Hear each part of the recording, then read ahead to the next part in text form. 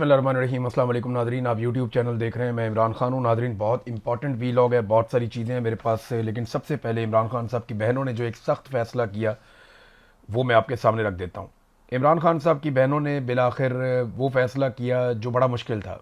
उन्होंने कहा जी कि अगले हफ्ते से हम अकेली आएंगी, किसी को यहाँ पर आने की ज़रूरत नहीं है। क्योंकि कई मरतबा उन्होंने कारकुनों को कहा और पाकिस्तान तहरीक इंसाफ की लीडरशिप को कहा कि 10,000 20,000 बंदा यहाँ पे पहुँचेगा तो दबाव बनेगा, लेकिन इतने बंदे पहुँचे नहीं, एक दफ़ा भी नहीं पहुँचे। हाँ, लोग पहुँचे ज़रूर, चंद हज़ार पहुँच जाते हैं, लेकिन बहुत बड़ी तादाद में नहीं आए। और फिर उंगली कटा के शहीदों में नाम लिखवा लेते हैं लोग। मिसाल के तौर पे वहाँ पे लोग आते हैं, फ़ोटो सेशन करते हैं, तस्वीरें इकट्ठी करते हैं। बेशुमार लोग हमें वीडियोस भेजते हैं, जनाब देखें जब हम गए हुए थे अडियाला जेल, और वहाँ बाहर एक पिकनिक बना के तस्वीरें बना के वापस आ जाते हैं।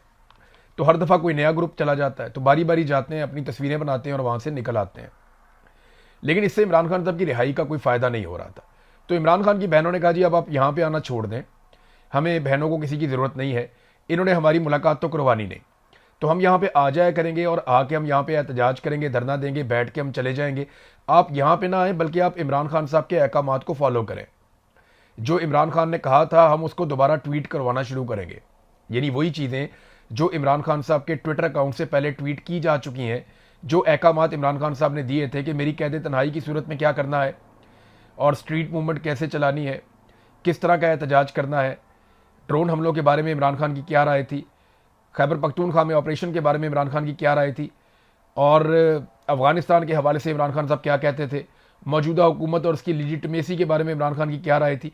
तो वो तमाम चीज़ें जिन्हें पाकिस्तान तहरीक इंसाफ की क़यादत भुला चुकी है, वो इमरान खान साहब की बहनों ने कहा कि इमरान खान साहब के ट्विटर अकाउंट से उन्हें अब बारी बारी दोबारा शेयर किया जाएगा और ये सिलसिला अब शुरू हो जाएगा। तो वो जो एक कुछ लोग आ जाते थे, वहाँ पे आके एक मेला सा लग जाता था अडियाला के बाहर, जिसका कोई फ़ायदा नहीं हुआ, कोई दबाव नहीं पड़ा, उसको उन्होंने ख़त्म करने का ऐलान कर दिया। और अब स्ट्रीट मूवमेंट की तरफ, क्योंकि सुहेल अफरीदी को कहा था स्ट्रीट मूवमेंट करें और जुनेद अकबर को कहा था कि आप कमेटियों को छोड़ें और जाकर तंजीम साजी करें। तो अब तक की इतला के मुताबिक ना तो तंजीम साजी मुकम्मल हुई है और ना ही स्ट्रीट मूवमेंट के लिए कोई फोर्स बनाई गई है। यानी खैबर पख्तूनख्वा की जो पाकिस्तान तहरीक इंसाफ है, उन्होंने जो ऐलान किया वो मैं हैरान हो गया उसको पढ़ के। यानी उन्होंने ऐलान किया पाकिस्तान तहरीक इंसाफ ने कि हमने जो स्ट्रीट मूवमेंट के लिए या जो इमरान खान साहब की रिहाई के लिए एक फोर्स हम बना रहे थे, उसके लिए हमने 60,000 कारकुनान ने अभी तक रजिस्ट्रेशन करवाई है। इनको ये 60,000 का फिगर बोलते हुए शर्म भी नहीं आई।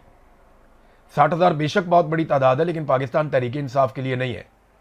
यानी 60,000 का फिगर अगर देती MQM तो अच्छी बात थी, 60,000 का फिगर अगर देती कोई और छोटी सी पॉलिटिकल पार्टी तो वो भी अच्छी बात थी।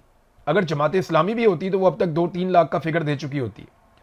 इसमें कभी संजीदगी दिखाई नहीं गई। एक एक MPA ने 60-60 हज़ार वोट लिया हुआ है, एक एक MNA ने 1-1 लाख से जायद वोट लिया हुआ है। जिस सूबे में इतने बड़े पैमाने पर वोट पड़े कि बगैर मखसूस नशस्तों के 2/3 अक्सरियत पाकिस्तान तहरीक इंसाफ के पास आ गई, उस सूबे में 60,000 नौजवानों का क्लेम करना ये बहुत शर्मिंदगी वाली बात है।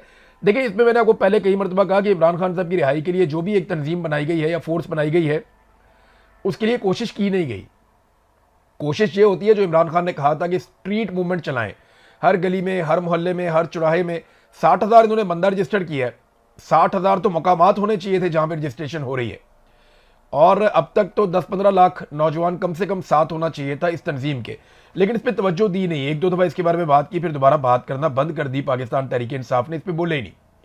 क्योंकि तहरीक इंसाफ या खैबर पख्तूनख्वा की हुकूमत की तवज्जो इमरान खान की रिहाई से ज़्यादा इन चीज़ों की तरफ थी जिन चीज़ों पर मीडिया निशानदेही कर रहा है। बहरहाल पाकिस्तान तहरीक इंसाफ ने कहा जी हमने ऐसा कुछ नहीं किया। तहरीक इंसाफ ने अपनी सफाई पेश की है, और सफाई पेश करते हुए वो ये कहते हैं कि हमने ऐसा कुछ नहीं किया, हम आइन और कानून के तहत सारा कुछ कर रहे हैं, और जो भी हमारे इस्तेहकाक या हमने जो फ़ायदे लिए हैं या खैबर पख्तूनख्वा की असम्बली ने, ये सारी चीज़ें पुरानी हैं, ज़्यादातर चीज़ें पुरानी हैं, बिल्कुल थोड़ी सी चीज़ें नई हैं। और साथ उन्होंने ये भी कहा कि 99% चीज़ें पुरानी हैं, हमने तो सिर्फ कुछ चीज़ों को तब्दील किया है। ब्लू पासपोर्ट के हवाले से भी तासुर गलत है कि कोई नई सहूलत फराम की गई है, ये बाकी सूबों को ये सहूलत हासिल है, तो हम चाहते हैं कि उसको सेनेटर्स और कौमी असम्बली के अरकान की तरह कर दिया जाए। और ये हर दौर में कहा जाता रहा है, हर दौर में बार बार ऐसी करारदातें आती रही हैं, तो ये पहली मरतबा नहीं आई। असला लाइसेंस के बारे में भी उन्होंने सफाई पेश की। रेस्ट हाउसेज में क़याम के मुतालिक उन्होंने कहा जी ये तो पहले से इजाज़त है और बाकी चीज़ों में भी पहले से इजाज़त मौजूद है। तो हमने कुछ भी नया नहीं किया। खैबर पख्तूनख्वा असेंबली शफाफियत, आईनी बालादस्ती और अवामी मफाद के उसूलों के तहत अपनी आईनी जिम्मेदारियां अदा करती रहेगी। लेकिन नहीं, जो मौक़िफ़ दिया ना 3 सहाफ़ियों ने, मुझे उसमें बड़ी जान नजर आई। अहमद वड़ाइस साहब, उन्होंने इसको बहुत अच्छा रिपोर्ट किया। मोहम्मद फ़हीम साहब, बड़ा शानदार रिपोर्ट किया। और किस्मत खान ने बहुत अच्छे सवालात उठाए। देखिए, पहला सवाल तो ये बनता है, जो ये बार बार कहते हैं कि जनाब हमने कोई भी तब्दीली नहीं लाए, तो 5 तब्दीलियां तो मैं आपको पिछले वीलॉग में बता चुका हूं, और ये बाकायदा अब मीडिया की जीनत बनी है। नंबर 1, वो कहते हैं जी कि जो बीवियां हैं अरकान असम्बली के, उन्हें जो है वो ताहयात असम्बली कार्ड मिलेगा, जैसे ID कार्ड होता है, और उसकी बड़ी इज्जत की जाएगी।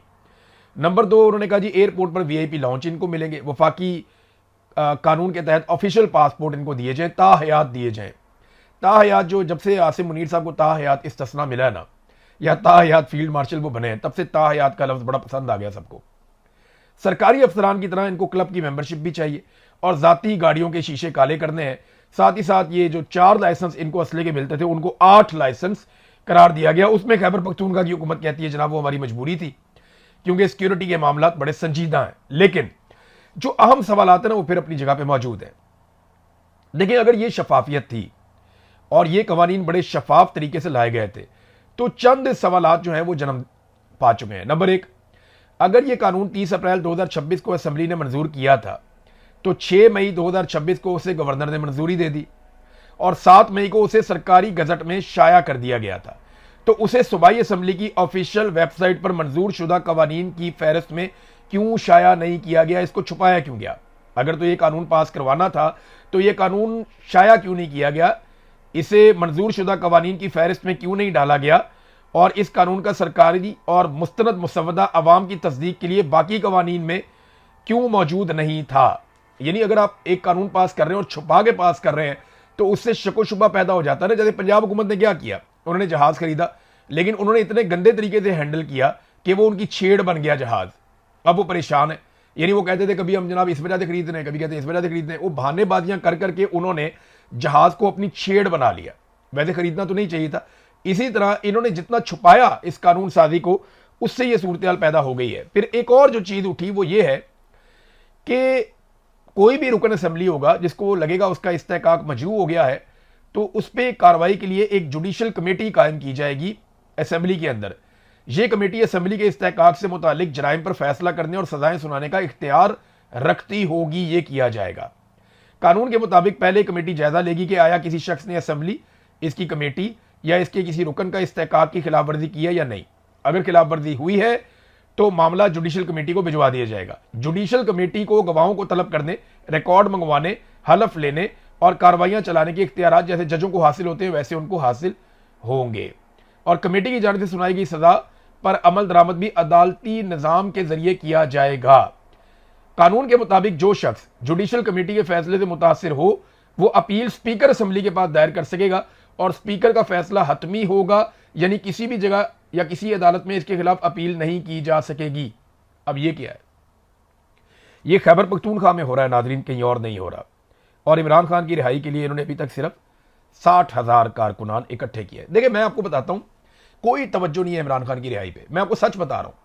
ये सिर्फ इक्तदार के भूखे लोग हैं और इक्तदार में आकर बैठ गए। अगर इमरान खान की रिहाई पे तवज्जो होती ना, तो इन्होंने आते ही जो सबसे पहला वादा किया था वो क्या किया था, याद है आपको? इन्होंने कहा था कि हम वो जो कानून पाकिस्तान की फौज को ये इख्तियार देता है कि वो हमसे पूछे बगैर खैबर पख्तूनख्वा पे ऑपरेशन करे, वो कानून हम आते ही खत्म कर देंगे और उसके लिए हम कोशिश करेंगे। लेकिन 1 टके की कोशिश नहीं की गई। सिर्फ उस मामले को अदालत में फंसा दिया गया ताकि जब भी कोई पूछे तो हम कहेंगे जनाब वो तो हमने कोशिश की है लेकिन वो हो नहीं रहा। भाई, आपके पास 2/3 अक्सरियत है, आपके पास सूबाई असेंबली में अक्सरियत है। आप उसके मुकाबले में एक और कानून लाकर उसे खत्म कर सकते हैं। आपको जरूरत ही नहीं है अदालत में जाने की। Action in aid civil power का कानून था, तो action in aid civil power जो कानून है, आते ही सुहेल अफरीदी ने ऐलान किया था मैं इसको खत्म करूंगा। गंडापुर ने भी कहा था मैं इसको खत्म करूंगा, लेकिन दोनों ने इसको खत्म नहीं किया। वो कानून आज भी मौजूद है।